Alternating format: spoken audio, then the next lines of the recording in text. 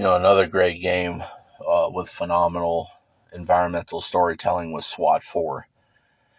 SWAT 4 is actually an example of where I found a video. A guy did an analysis where it was like actually a proper analysis. I thought the guy had some really interesting insights into the game. I wouldn't necessarily say he said anything I wasn't already aware of or had thought of myself separately, but it was also one of those ones where you really tell he actually put like truly analyzed the game.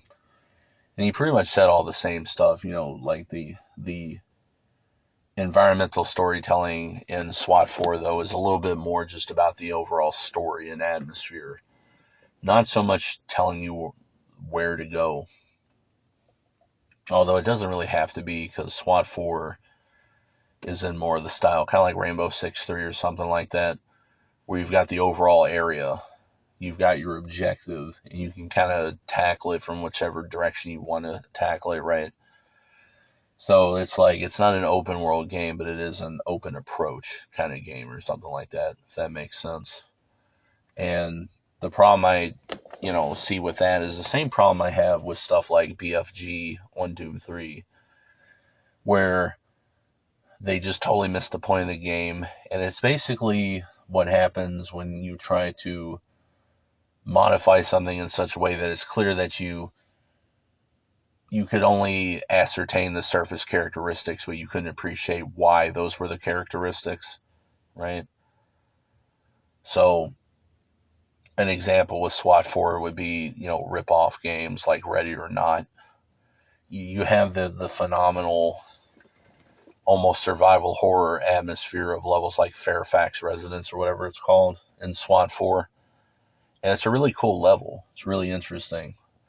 But idiots miss the point. And so when you get Ready or Not, you get them, think, oh, it's, like the bad guys dug tunnels under the house, right? Like they totally miss the fucking point of the shit.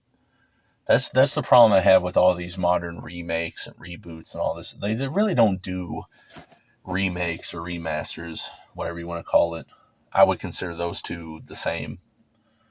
But they don't really do that. They do re-envisionings, right? They do reimaginings. They think anybody cares what their fucking bullshit input is on the fucking game. And as you can see, it doesn't just, of course, Ready or Not's not a remake exactly, but it's just the same kind of idea, right? Like motherfuckers just not understanding the point. And, they did that so bad with BFG. It's like, if you don't like how Doom 3 plays, play a different fucking game, right? And it kind of sucks to me that, there's stuff, it's like, everyone hated Deus Ex Invisible War, even though it's one of the best games of all time. And again, well, this is what everyone else said. Like, they can never articulate a reason, even a bad one. But, you hear people talking about, oh, that game almost killed the franchise. And it's like, well, you know what, then the franchise should be fucking dead then. Like, I would have rather Doom 3 or Deus Ex or whatever, or I would have rather Doom die with Doom 3 or Deus Ex die with Invisible War. So it could have ended on a high note, and instead of seeing it get just, fucking just turned into just this shallow fucking husk of what it used to be, and really just a different game. Like, it's so stupid, motherfuckers will say Doom 3 was a good game, but not a good Doom game. Fear 2 was a good game, but not a good Fear game. But then motherfuckers the same will say that, or like they act like they hate Doom 3, will love Doom 2016 or Eternal. That play fucking... So the problem with Doom 3 supposedly is that it didn't play like Doom 1 and 2, but it's like, dude, 2016 and Eternal don't play fucking anything like any Doom game, right? They play like serious... It's like if Serious Sam, like, playing Serious Sam with like Serious Sam was just like wearing fucking, Space Marine armor, right? It plays more like Serious Sam or fucking Painkiller than it does like fucking Doom. And it's like, like with Deus Ex. Oh, everyone hated Invisible War, even though, whether you believe it or not, the game is essentially just Deus Ex 1 a second time. I know you maybe don't like hearing that, but you notice that it's like if they had done something different, they would have bitched about it. But then when they get the exact same thing a second time, they bitch about that too. And they're like, there's a lot of ways Invisible War is better than the original. I mean, Deus Ex 1 is objectively better, and I do prefer Invisible War. However, at the same time, there are ways that Invisible War is better than the original. Deus Ex 1 is better overall, but either way. Supposedly, Deus Ex was dead, and the way that they reinvigorate the franchise is with their Human Revolution, that again plays fucking nothing like any of the other games. Right? Human Revolution played like, you know, if a weeaboo fashion designer really liked Deus Ex or something, right? You get these failed wannabe fashion designers basically becoming art directors or art creators, and they basically made their own fan version of Deus Ex, but it's nothing like it. It's like Metal Gear Solid, meets remnants of Deus Ex with a bunch of weeb shit in it. And it's like, well, dude, that shit is not Deus Ex. Like, so if Invisible War was so bad, if Doom 3 was so fucking bad, then it should have just ended there. Because the idiots making these games now don't understand anything about the franchise, and they, the developers don't give a fuck, right? Like, I was watching some shit on Quake Championships, which I didn't even know was a separate thing. I always was, for the longest time, thought they were talking about Quake Live. Because I remember that, because I used to watch QuakeCon every year. I used to watch the Quake 3, tournament streams and all that. And so I didn't even realize they were talking about technically a separate game, but I was watching a review of it, or like a critique or analysis of it recently. And I think it was from a couple years ago. But yeah.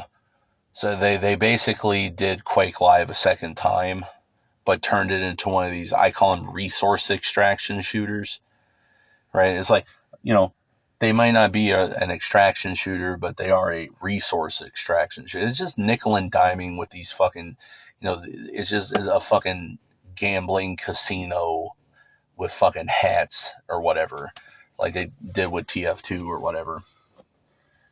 And, no wonder the game tanked, because it sucks. But like that's how much these developers don't really give a fuck about what made their shit successful in the first place. It's like they don't even understand their own shit. Like John Carmack hates bunny hopping or whatever. Like, I forgot about that until there was some video I watched on bunny hopping because I was thinking about it, and they mentioned that, old Carmack ranting about how motherfuckers shouldn't be bunny hopping, and it's like, dude, it's a video game, right? Like, it's like you're making a stupid video game where you like, it's like demons and shit. Like, come on, man, right? But it just shows you how much, like, they don't even give a shit. Like, id Software, it's like Carmack, finally fucked up. He made an engine that sucked. And he's like, all right, see you later, faggots. I'm going to go dick with rockets. And he sells id Software to ZeniMax, and then fucking, Microsoft buys, ZeniMax gets, bought by Microsoft. So it's already gone to hell in 2011. And that's why we have BFG, and now it's for sure fucked forever. And it's like, well, no wonder Quake Champions sucked. None of the idiots that used to work at id Software either are still there or give a fuck anymore. I love that.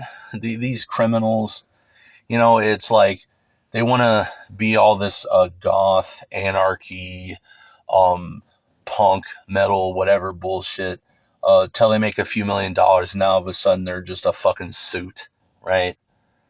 And everything is just all about just trading up to finally be one of the corporate criminals like that.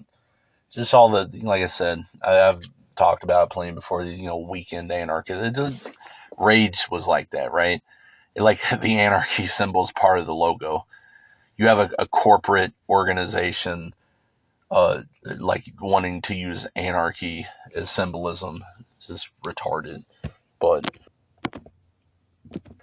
I started to really realize it about 10 years ago that Like, gaming is just not made for me anymore. It's not made for anybody that like these fucking franchises, right?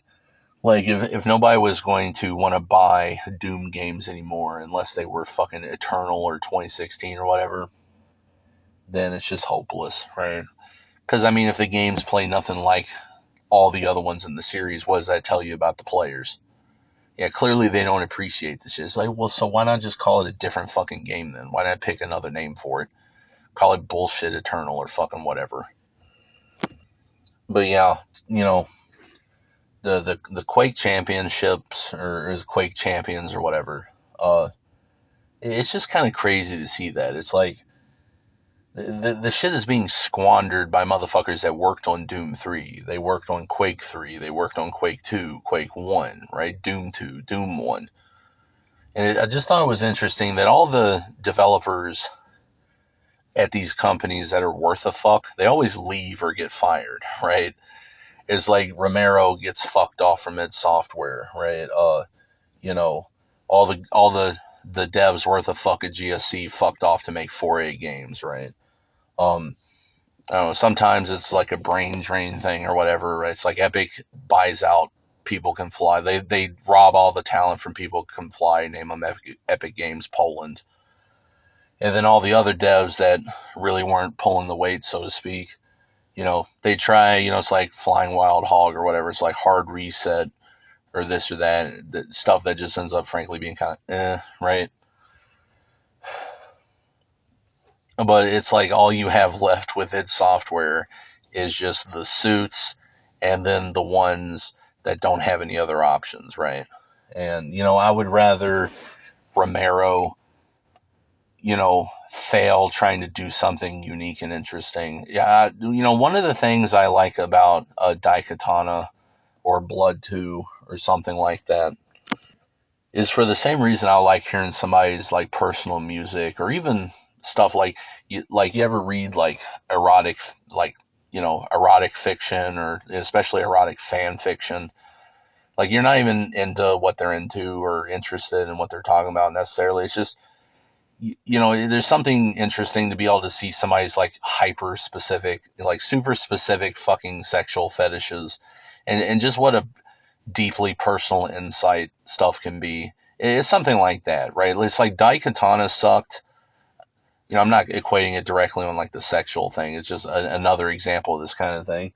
It's like Daikatana sucked according to the majority because Romero was making the game he would want to play, right? I mean, it's like you ever had that if you make music or your own levels or video games or any kind of thing, it's like the more it is something that truly appeals to you, the more motherfuckers are all going to say it sucks, right?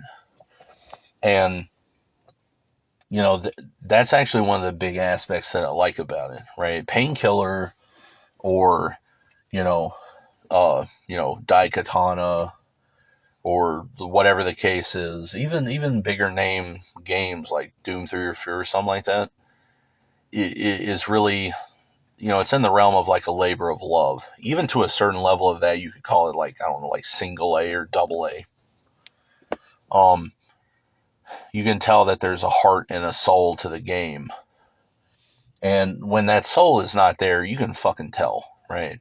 And it's like, that's why championships, tanks, that's why Ready or Not will always just be a meme, because they didn't make it for the same reasons that SWAT 4 got made, right?